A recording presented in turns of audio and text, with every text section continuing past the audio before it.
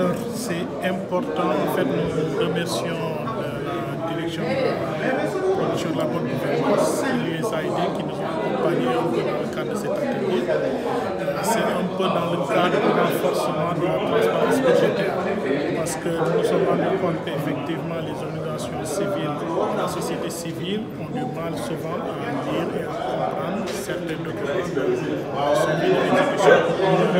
L'idée, c'était de partager avec eux les techniques d'analyse budgétaire pour mieux analyser le budget de l'élaboration du suivi, mais aussi d'analyser avec eux le rapport trimestriel d'exécution budgétaire 2023 compte du troisième trimestre. L'idée, c'était de partager avec eux le rapport, de les analyser d'un point de vue de suivi d'exécution et de suivi des investissements.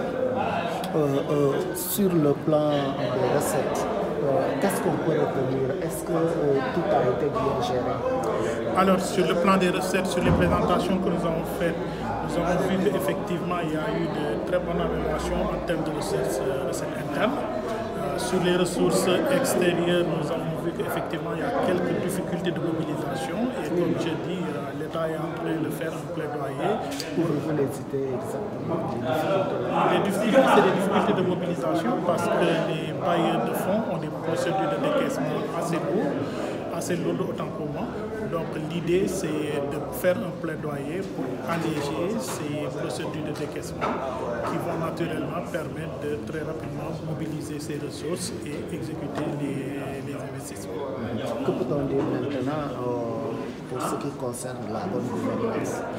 Alors, la bonne gouvernance, quand nous regardons un peu par rapport, parce que la bonne gouvernance, c'est quoi? C'est l'accessibilité aux documents, c'est l'état de droit.